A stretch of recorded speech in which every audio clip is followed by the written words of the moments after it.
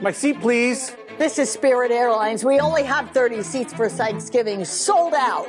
That stinks. Just like this movie.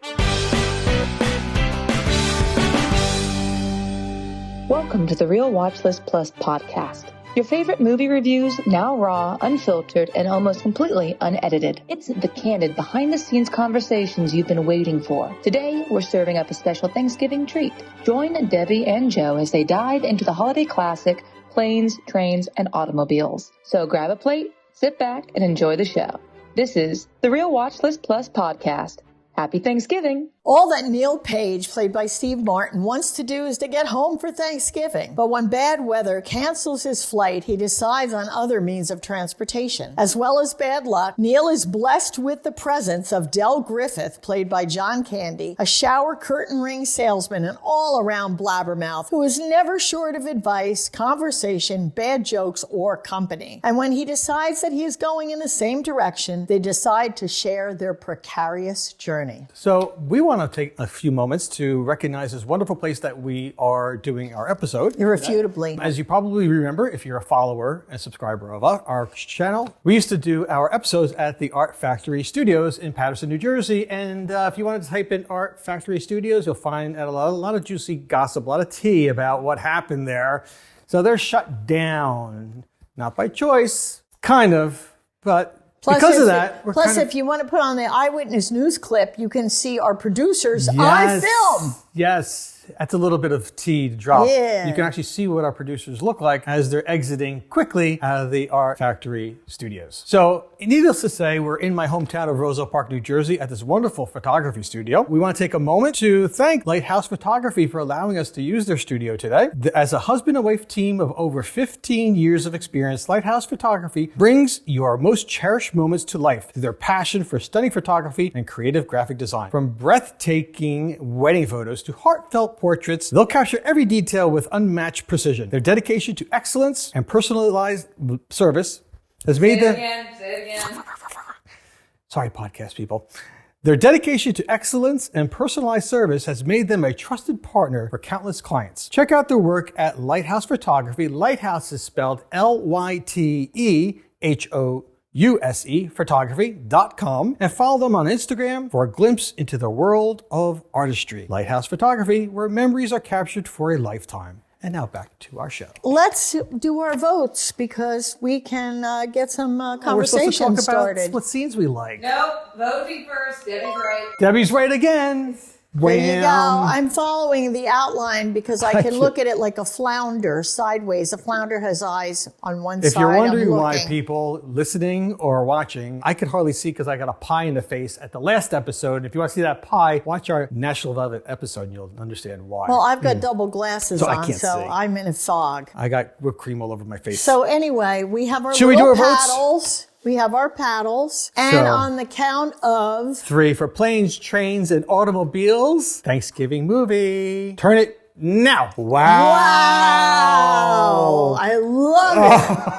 And I thought I was going to get yelled at and get maybe a pie thrown in my face because people do like this film. Oh, a lot of people like this film. Critics do like this film. Rotten Tomatoes like this film, but I think I'm going to get a tomato thrown on me. Rotten Tomatoes, please.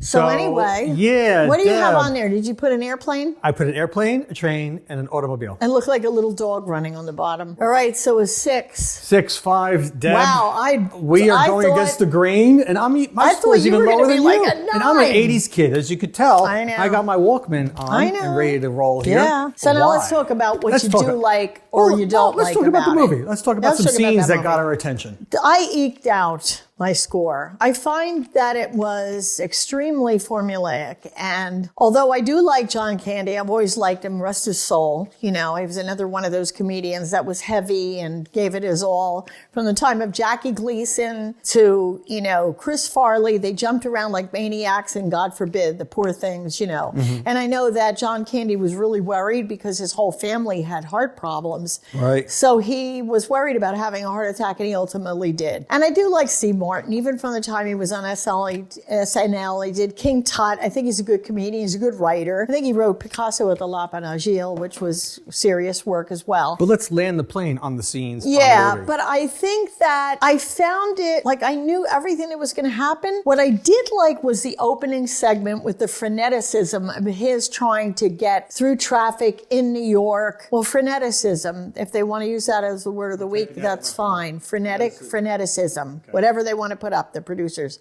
Or maybe they don't want to put it up, I don't know. But I like that he was running around. I like the opening. I like the shot of Kevin Bacon. Well, let's talk about the opening. Okay. So here we go. Scene opens. Neal is an ad marketing exec in New York City on a business trip. He's with his colleague and they're waiting for a client. Go through all these different posters, these kind of art pictures. I guess they're making their pitch on which piece of marketing, piece of artwork that they're going to use. Yeah, the old school with the pointer and everything. Yeah, right. Like, I love that stuff. That part I love because me too. I love watching like the old school. This is the 80s. It's not so old. I'm an 80s kid. I'm a Gen Xer, went through the 80s, so I could appreciate it. And he's waiting. He wants to get home for Thanksgiving. It's only a couple days before Thanksgiving. He lives in Chicago. So he has to get on a plane, and you see the airplane ticket. Another funny thing, because the airplane ticket is, you don't see that anymore. I know. You know, it used to be you just hand the airplane ticket. Now you got to go on the phone, security, all that stuff. The executive is not making a decision. Who's played by William Wyndon, which is kind of cool. I didn't know that. He was on, well, people would know from Murder, She Wrote if they watched it. I don't know if the Gen Z or millennials or any that watch Murder, She Wrote, but he had a long career, William Wyndon. And I love to see him in the movie, so I just had to interject that. So finally, he's let go, and he's trying to find a cab. Now, trying to find a cab in New York City right before the Thanksgiving holiday season, or as it's ready to start, is impossible. Anyone who knows New York. So he's trying to get a cab. He's getting cabs stolen from him, and he's just frantically looking for a cab. All of a sudden, he sees a free cab, and that's where he sees Kevin Bacon. Tiny little part, but I mean, everybody knew Kevin Bacon. I don't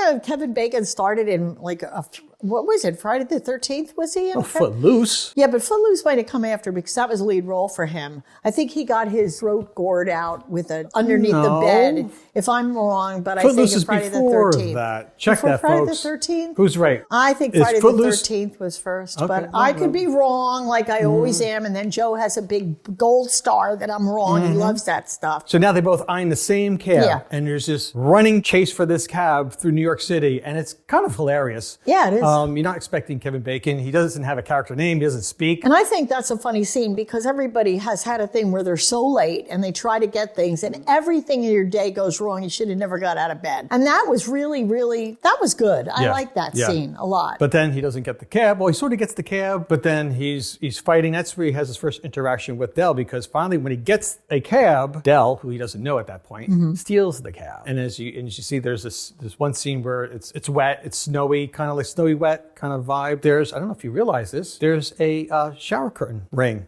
on the ground in the puddle. Pay close attention, folks, for you, like people who love this movie. That was funny. That was good. Yeah. Okay. So we set the stage for this kind of running chase to get back home. Well, I thought the momentum in the film wasn't bad. And I think in comedy, momentum... Yeah, go ahead. All right. I don't think the momentum in comedy is very important. You have to have that continuing. It can't drag off. It can't. And I thought that it was pretty good until they got to the cheap motel. And even that was kind of good because, you know, the dirty tiles and the ripped curtain and the shitty motel. But then I think the momentum fell off after that. And it just became like any other buddy movie where you know things are going to be hapless. And then at the end, everything is going to go well and blah, blah, blah, blah, blah. So that's where I wasn't thrilled with it. I actually said, okay, I see where this is going. I got to watch it and review it. Totally predictable. Right? Totally. It's like I could have wrote this. Right. We could have wrote it. Written it. We could have wrote it. Maybe we should. Listen to my grammar. We could have wrote it. Yeah. Let's put together a screenplay for a Thanksgiving movie because there's not many Thanksgiving movies out there. No. And to John Hughes' credit, they did this movie based on an experience that he had. We'll talk about that a little later. Can't find Thanksgiving movies. There's really nothing out there. Well, if we're going to write a Thanksgiving movie, we have to write it for Hallmark because they'll snatch up anything. You know, Christmas, Lifetime? Thanksgiving, please. You know, Hallmark wants it. But, I mean, Steve Martin and John Candy, I don't know. I like them both, but I didn't find that, you know, I really cared. I could have shut it off. And I could have put something else on. Right. And because we had to work on this film, I'm not watching it as a normal person. Well, again, John Hughes has a lot of great 80s films. Yeah. I loved his, I still do love his stuff. But with this film, again, now they're on the plane. They go from LaGuardia to Chicago, and there's this banter. He actually meets Del again. He realizes, oh, you're the guy who stole my cab. I paid a guy to bribe them to get that cab, and once I turn, you're in it. Del's this kind of like goofy, nice, he's one of the people that I think like almost like leeches onto you, and they want to talk to you all the time. And when you're pissed and you're like trying to get home, you don't want anyone talking to you. Right. But he like engages in this friendly banter, and then he ends up sitting next to him in the airplane. And a lot of reviewers have made mention of that particular scene. Yeah, So let me go to another scene, because again, it's this whole little chase. They're on the plane. They can't get to where they're going because of the snow, because of the weather. They land in Wichita.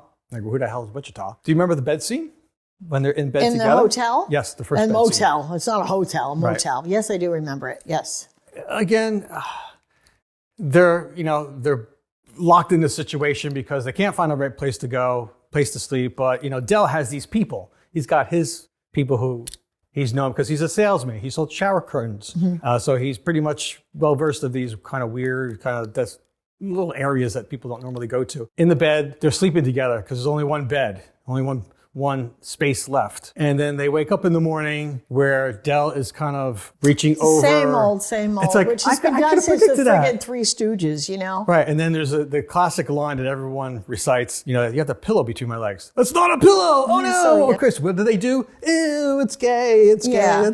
But get real. It doesn't offend me, but it's like, maybe Lowe's wasn't around then. I don't know. But Rickles was. Didn't people buy shower curtain rings in the store? Why do they need a salesman? I mean, it was like bizarro. It didn't, and then it's like, okay, what's next? What I did like about it, disliked and liked, the scene where now they're trying to get a ride to get to a train station so they could get so check mark, okay, we did planes. Okay, next, let's get a train. They interact with Gus, or Gus's son, and he comes out of the pickup truck, of course, pickup truck. The scene where he shakes his hand, the son introduces himself, and I'm thinking, I'm seeing the character, and he's got the kind of the hillbilly look, but his face is clean. And I'm thinking, I just had all things like that. When you zero in on something, you just say, how could they do this when they have all this money to make this movie? They have two top people in comedy at the time, and yet they miss things. Here's another thing. I thought the scene was funny with the car, and when the car catches on fire, but the car was toast, but yet they get in it and they drive away. That car would have never driven after that. And it was just stuff like that.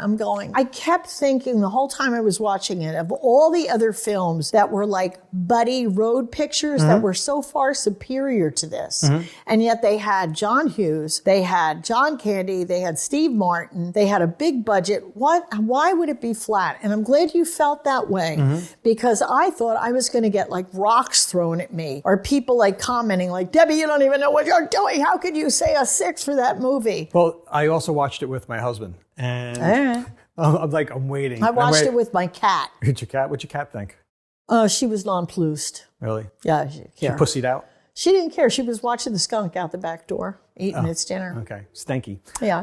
But even my husband's like, well, why are we watching this? I'm like, well, I have to watch it. Plus, I always wanted to watch it because I've seen all of John Hughes' other movies, majority of them, and this is one of those films that, and I don't know why I hadn't watched it, because I like Steve Martin and I like John Candy, and we'll talk about them more when we get to the cast. And I had never seen it as well. We were told to see this. Which I'm glad I did, because it's one of those things like everyone should see. Now I've seen it, now I probably won't see it again. But anyway, one of the scenes I did like, because the director uses actors and actresses from his other movies. So they're recognizable. So if you're a follower, if you're a fan, you recognize. The one that I loved the most was Edie McClurg. Did I pronounce her name right? Edie McClurg. Sir. I'm sorry, Edie. I'm really bad with names. In the scene where he's renting a car and the car is missing. And that was a little funny. And the bus pulls away Right. And the bus pulls away, and he walked all the way to the rental car place in the airport, the receptionist, Edie.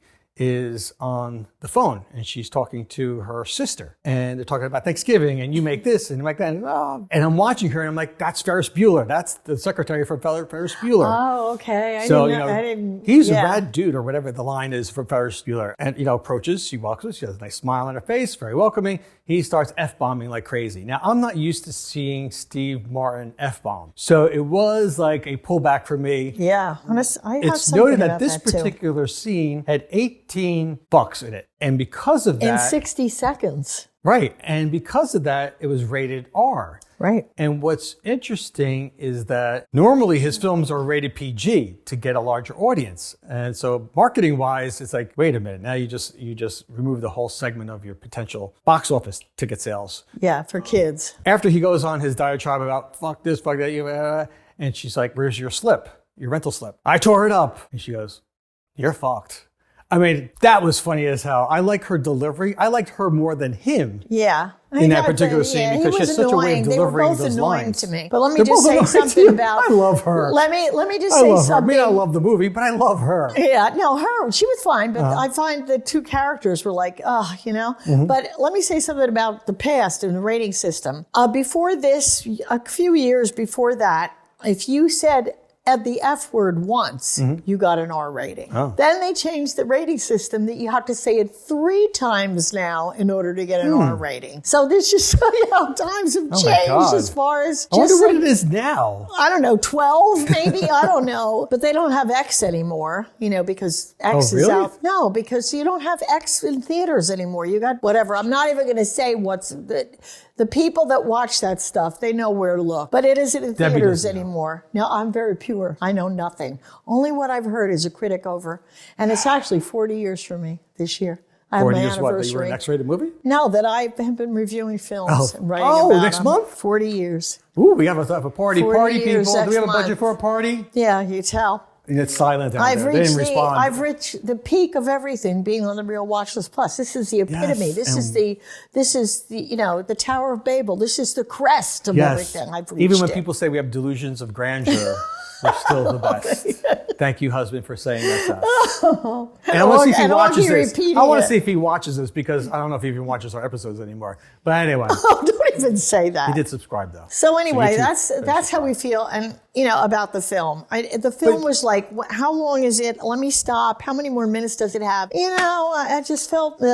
Right. I don't need, I really need to see it again. All these chase scenes. You go from trains, you go to the car brooms up. They go the wrong way on the highway. Correct. What it sort of amounts to is an end scene where they finally separate because Neal's trying to break away from him. And there's this one scene where they're together and there's kind of getting to know each other. They're rooming together. They're having a few drinks. Del pulls out his wife's photo and it's in a picture frame and he puts it out on the bed counter. Immediately when that came out, I turned to my husband, I go, she's dead. Yeah, because he's too nice a guy to have a divorce or to have her leave him. Right. So she's dead. Right. Immediately. Or if she wanted to have a picture of her, it'd be in the wallet. It'll be somewhere. It was like script writing 101. I could have wrote that. I'm like, geez, Louise. Exactly. They finally depart. Del is sad, but Steve wants to get home. As he's on the train and they're saying their final goodbyes, he's sitting there and he's flashbacking.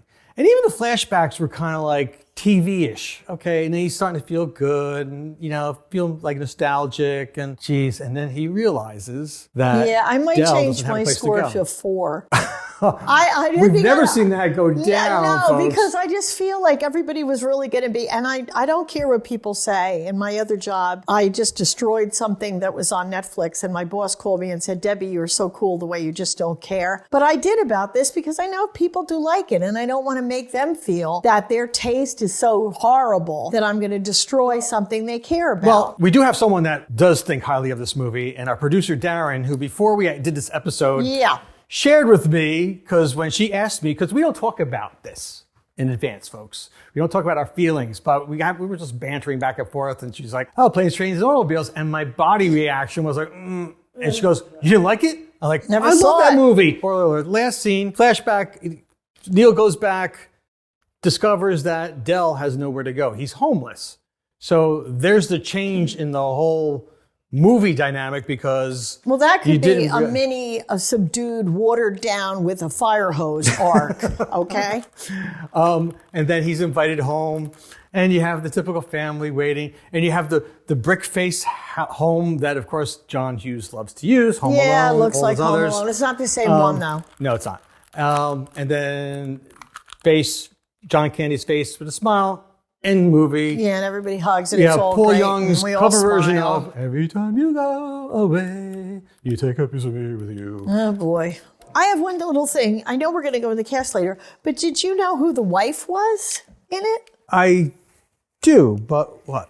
Deanna Douglas, Mike Douglas's wife. Oh, I didn't realize that. Yeah, I Michael did not. Douglas. That was his wife. That it was for years and years. Oh, I must say, I don't think she was that great of an actress. I didn't think she was that great either. No, I don't think she was And that who was pretty. it? Was it Joey Lawrence that was in one of the kids or one of the Yeah, Lawrence kids? but the whole thing to me is like a throwaway. I'm not going to put the kitty litter on top of it in the garbage, but I will throw it in the garbage. I don't.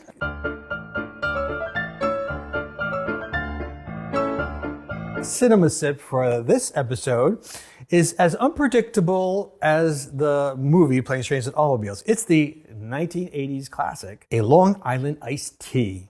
It's extremely popular in the 1980s, and it matches the chaotic unpredictability and energy of the movie. Are we going to clink? We're going to clink. Okay.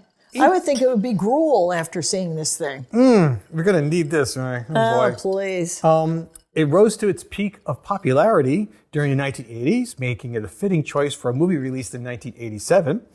It's full of unexpected twists and travel woes. It's loaded with stuff, just like that movie, but I don't know. And you're giving what it to cuts in me. it. And I'm giving it to you. boy. It has a surprising number. Try it again. This film has a surprising number of spirits, which make it a refreshing and delicious drink. So let me tell you what's in this Long Island iced tea.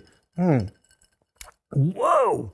Well, It this has- is a real leprechaun drink. It has 3/4 ounce vodka, 3/4 ounce white rum, 3/4 ounce gin. Same with tequila and triple sec, and 3/4 ounce of fresh lemon juice. You can add simple syrup. I don't think it needs simple syrup because it's already got its sweetness in there. You put some cola on top, a lemon wedge for garnish, and there you have it. Put it in a highball glass with some ice. Your garnish with a lemon, and Lord. sip away. Well, I've had them in like Applebee's and stuff. This tastes 10 times stronger. What did you do? Because they water down their drinks, Applebee's. Was I distracting you or something when you made Bitches this? and Because Applebee's. this thing, I can't Same drink thing it. as TGIF. I think they closed them down. Didn't they go bankrupt because they watered down their drinks? It's too strong for me. I'll Okay, be like dead. Despite its name, there is no tea in this. The cola is what makes it look like a tea, but surprisingly, I didn't realize there's no iced tea in a Was Long it Island iced invented tea. in Long Island? I forget. Yeah, I was sure. so drinking it and it went If we right say it to enough, my people brain. will believe it. Yeah, it was invented in Long Island. Oh, Long Island. Island. Long Island. Long Island. Long Island. Okay, so homie, flashback to the 1980s with a righteous Long Island iced tea. Good drink with a movie wine. that is totally rad 80s. Planes, trains, and automobiles. I'm going to give this to our producer so she doesn't like this movie as much. After she drinks this, she's just going to like not watch it. I'll give it to her Thanksgiving morning.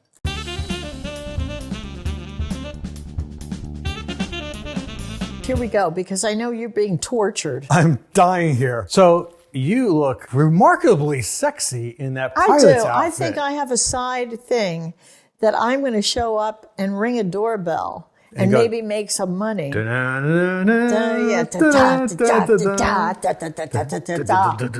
Anyway, I borrowed this costume and from my friend Augie, and it was so perfect because I'm a pilot for the plane section of this movie.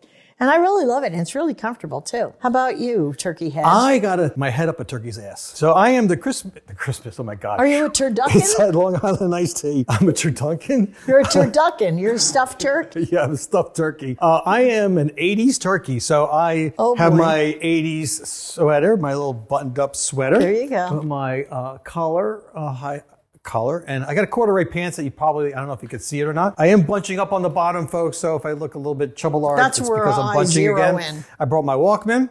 Not a Sony Walkman. I can't find it, but a Jensen Walkman, the knockoff. And I got my Rubik's Cube. I got my Magic 8 Ball, which we will use later. Oh. All popular items during the 80s. So I will say that I'm sweating turkey balls in this mask, so I'm going to take it off So gobble, gobble, gobble. You gonna take your salt later? Yeah. Oh, yeah. Woo-hoo! Later. It's the X-rated. Debbie goes, oh, I'm sorry, there's no such thing as X-rated anymore. No, Just go on no. It's Pornhub. we have to say the F word 3 times to get the R. So there we go. Okay, put your turkey down.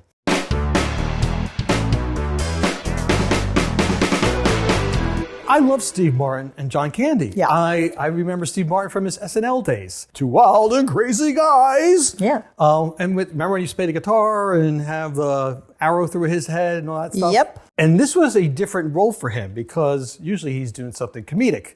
This was like comedic, but also serious at the same time because he's playing the straight guy. And, John Candy's playing like the buffoon. Lou Costello role. The buffoon. Yeah. Right. Which is kind of different for a Steve Martin. I love them actually even in his later movies too. Yes. About Steve Martin, which I found very interesting. He started at a comedy troupe at Knott's Berry Farm. Did you know he was a writer for the Smothers Brothers Comedy Hour? No, I didn't know. I couldn't believe that. No. I said, and he wrote for Sonny and Cher. I did not know He that. was the writer for those 2 shows. And I know maybe people don't know. I know they know Sonny and Cher show because Cher's still around lurking about. You might not know Sonny. But Smothers Brothers were like this weird, Poor Sonny. Sunday night. These were always Sunday night shows, comedy shows. Sonny hit a tree, you know that, right? Yes. I'm not Skiing. kidding. So Skiing, right? Skiing, yeah. It went a little too fast and that tree got in his way. I kid you not. And look up, for you Cher fans that may be of a Gen Z or millennial age that don't realize she was married to Sonny Bono. Yeah. Look that up. It's fascinating how they Yeah, work together. and they would always do comedy skits and they would sing a song like, I got you, babe, and then they So do we a just comedy went skit. through the one way on the highway like John Candy and Steve Yeah, Martin. So let's go back to the movie. Right. And so the cast, John Candy. I can't say I'm a huge fan of John Candy. I always liked his stuff. Yeah. But there are people out here who love him, like from Spaceballs, Uncle Buck. Spaceballs was funny. I always thought he was a great comedic actor. Unfortunately, he passed away at such a young age from a heart attack. Well, he started with a comedy troupe. He's out of Canada. And he Correct. was in the Second Second City, City, which yep. was very, very popular. Second City was like a cerebral comedy group, kind of like how Monty Python was. It always appealed to people that were of higher caliber, intelligence. It was slapstick, but superior. And what I didn't know is that, I always wonder why he didn't appear on SNL. And it's because he didn't want to leave Second City. He felt loyal to them. Right. Which was the reason why he never And appeared. Steve Martin was on SNL 15 times. But I want to say something about Steve Martin. He was a good dramatic actor. And 2 movies that I really liked that Steve Martin was in. One was Leap of Faith, where he was a preacher, a fake preacher, like one of those tent guys. Really good movie. And a funny, funny comedy that I loved that he did was Bowfinger. With Eddie Murphy. Really funny stuff. Some cameo appearances in this movie. Ben Stein. He was at the Wichita airport clerk. Kevin McKeon. Do you know who that is? Yes. Squiggy. Yes. From Laverne and Shirley. Yes. Watching him like, wait, that's Squiggy. It's funny that you sort of like... Was he in reckon Spinal Tap too? Yes, he was. Yes. He was in That was Spinal one of his Tap. big movies. He didn't have too many movies. That was one of his notable Yeah. movies. And also the film debut of Dylan Baker, who people don't know his name ever, but they know his face. And I think, he's been in a million movies. He's a great character actor. Jerry Ryan, for all you nerds out there, was supposed to appear in this movie. She did appear. Jerry Ryan, who appeared on Star Trek Voyager. She was in the bus scene. Remember when we were singing the Flintstones? Oh, yeah. That scene she was in it, but because she couldn't stop laughing because back and forth between Steve Martin and John Candy was so funny, she couldn't shut up. She just kept on laughing. So literally they had to redo the whole scene because they couldn't use it because she was in the movie, but then out of the movie because she couldn't stop and keep her mouth shut. I guess their ad libs off screen and off script were funnier than the movie a little bit. Oh, I'm sure. Yeah. Like us. This movie was originally about 3 hours and 40 minutes. Some people said it was more than 4 hours, and some people said it was a little bit less, like 150 pages script. Right. Steve Martin was telling John Hughes, you need to cut this down. They tested this with so many audiences till they finally put out the final version. I think it was down to like an hour and 30 minutes, I think, the movie time. One of the things that happened during the final screening, which I thought was pretty hilarious, one of the actresses, her name was Deborah Lamb. In the scene where the car burns up, they have the highway scene, the cigarette burns up the car, part of the movie where they go to a strip club. Now, you never saw that because that was deleted. That was part of the 3 hour plus movie. Oh, Lord. In the strip club, Deborah Lamb was in that scene. She goes to the premiere. She doesn't know they cut her out, thinking, oh, I'm in a movie. And she watches it and she's not in it. So no one told her. I thought that was like kind of like amazing, like being an actress.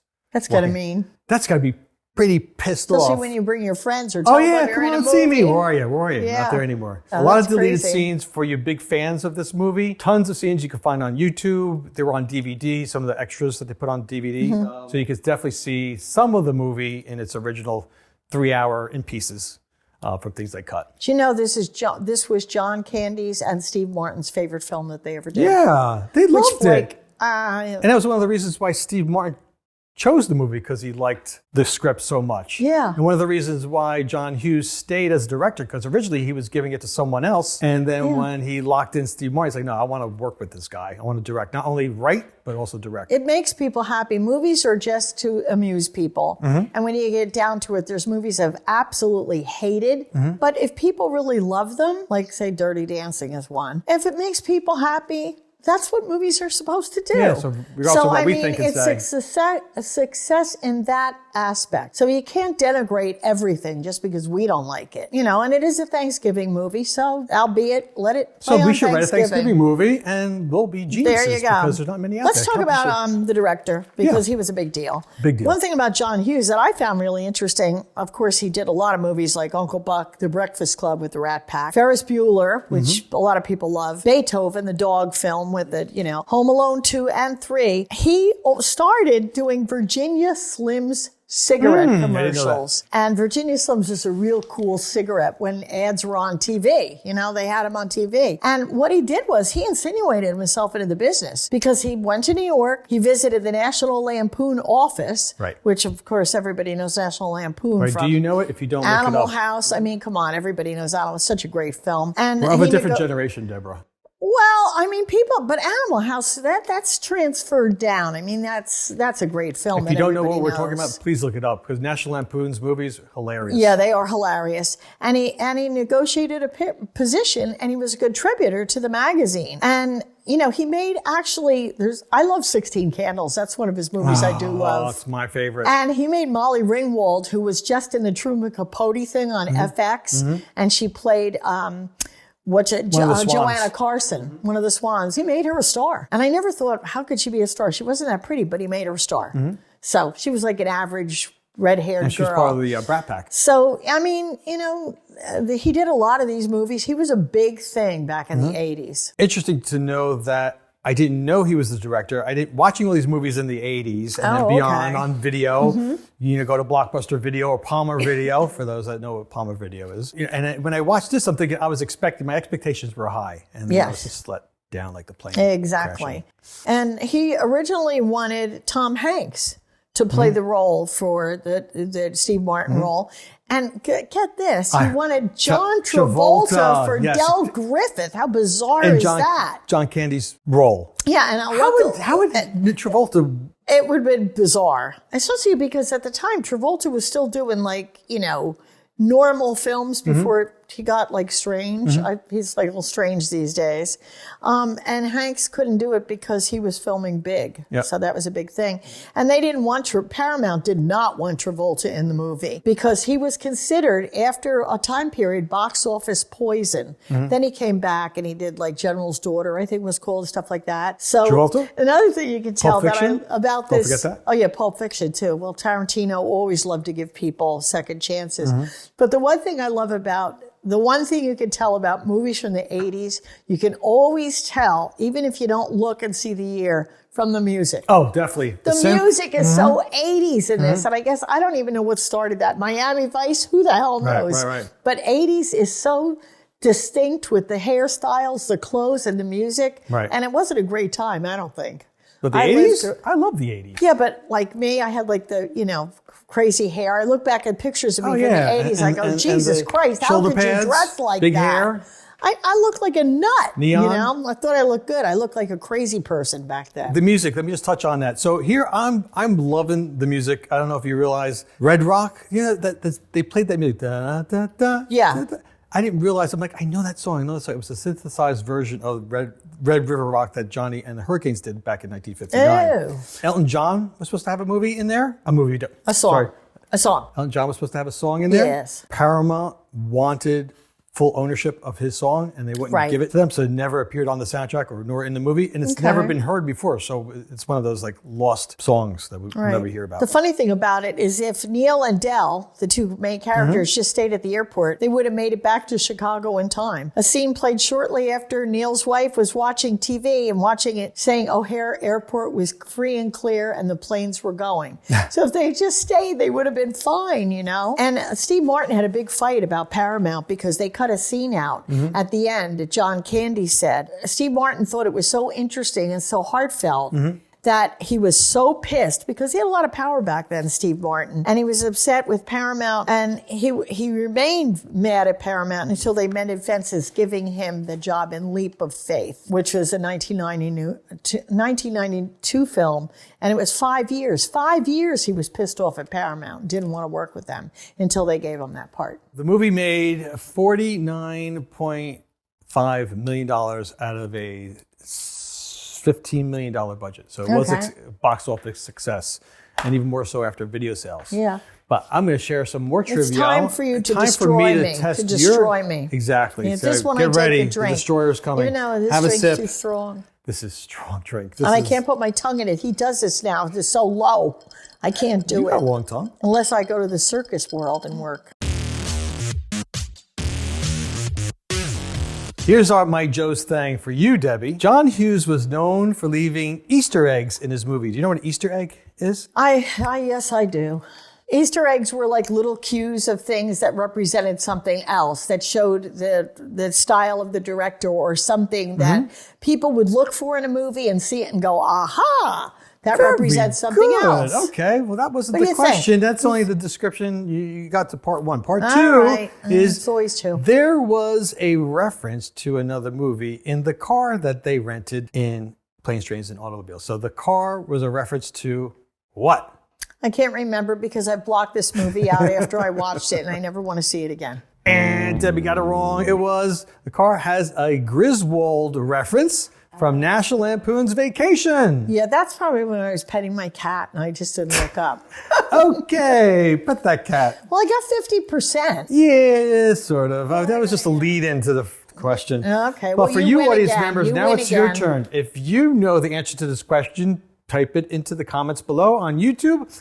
And the first one to guess right, we will give you a shout out in a future episode. So here you go, audience. Debbie, don't answer the question. I'm never going to do it. Okay. In Planes, Trains, and Automobiles, Neal's wife is watching a John Hughes movie that would not be released till a year later. What was that movie? Answer below. Don't say anything. We'll be looking out for your answer.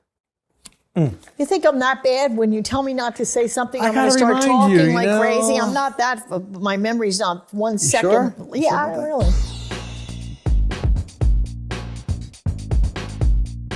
Okay, number one, The Odd Couple, 1968, starring Jack Lemmon and Walter Matthau. A New Yorker recently separated from his wife moves in with his best friend, a divorced sports writer, but their ideas of housekeeping and lifestyles are as different as night and day. Okay, number two, The Out-of-Towners from 1970. Ohio sales executive George Kellerman, who is Jack Lemmon, who we love, accepts a higher position within his company and travels to New York City with his wife, Gwen, who's played by Sandy Dennis, for his job interview. Things start badly, but only go to startlingly worse in this Neil Simon classic comedy. Okay, number three, My Cousin Vinny, from 1992. One of my all-time favorites. Two New Yorkers accused of murder in rural Alabama, one's Ralph Macchio, believe it or not, while on their way back to college, call in the help of one of their cousins, a loudmouth lawyer with no trial experience. Number four, Home Alone from 1990. An 8-year-old troublemaker mistakenly left home alone by his parents must defend his family domicile against a pair of bungling burglars on Christmas Eve. All right, number five, Tommy Boy. I love this movie. I think it's funny. After his auto parts tycoon father dies, the overweight, underachieving son teams up with a snide accountant to try and save the family business. It's hilarious and cleverly slapstick. It stars the late Chris Farley, who was another heavy comedian who would just jump all over and passed away, and SNL alumni David Spade. And those are my watch list. A little side note, there was talk of a remake for Planes, Trains, and Automobiles. Okay. with Will Smith and Kevin Hart. What do you think? No. I think that would be First a of all, terrible remakes idea. of anything now are terrible. I can't. But don't I know. have an alternative idea for any of the major film production companies out there. Yeah. Instead of doing Will Smith and Kevin Hart, I suggest Will Smith and Chris Rock as Neal and Del. Then people would watch Now it. that I would see. They would watch it. So why should people watch this after we've trashed this Well, sucker? watch it because a millennial, late Gen Xer. Why I voted the way I did, predictability. I could have wrote this. I didn't think it was that funny. I love the actors. I just didn't like this movie. I look at this movie and I think, the folks that like this movie, my hat's off to you. But if you think that this was a classic comedy, you probably think Olive Garden is like great Italian cuisine. There you go. Well, I think the core theme is all about family, loneliness, homelessness, empathy, and how you need to walk in another person's shoes. But I think people like it because it stands the test of time with little cliches and more about the personality of the characters. But two great comics that people did really like, and they were at their peak and loved by the public. Plus, it's a Thanksgiving film. We have so few, and we're bombarded at that time by Christmas movies. So I think that's why people like it. So Debbie, as I'm looking at my Magic 8 Ball and wondering where we go next, my Magic 8 Ball's not working. So Debbie, where are we going next? Well, I hope we go someplace better, but we never know where we're going, Joe, until we go there. Take note of this day when we say this is when we make the big bucks. Because when we make the big bucks and we're not delusions of grandeur, we'll go, oh, I remember back when I knew this was going to be great. We're all going to make mega bucks off this. Okay, which one do you want to pick? I don't know. What are we doing? Okay. Well, we're going to do the old yellow one when we do old yellow. Oh, yeah, we'll do So the other one. We'll do the other one. how about Joe going to the bathroom? What, leaky sink? No, hey, you go to the bathroom way European? too much on this show, yeah. Oh, I like that one. I like and when you're a Phyllis. billionaire, get it? Billionaire. I like Phyllis. There. Oh, okay, that's Ah, Go over there. Be with them. be with us. Give me a hug. You're ready to kick my ass, you know that? Did you like this movie, Bill? Bill, I really hope these jokes are funny. Bill, do you like this movie? Did you like it? Yes. Oh, Christ. You did? God. We need to bring him in the shot next time. Yeah, I know. He gave it an 8. What's yours? 9. That's right, you said 9. Christ. 4. 4 and 5. The last one you gave this low was Winnie the Pooh. I know, like, what the fuck? This is Suck. Fuck it. This was a torture. This was- This is good. Okay. You go to the bathroom way too much on this show. Hey, it's my American right to go where, when, and how I want to go. Yeah, but when you go, you're European. You're European. No, you fucked that up. It was so good up until that point. Okay, all right, let's do it again. Right, director of comedy?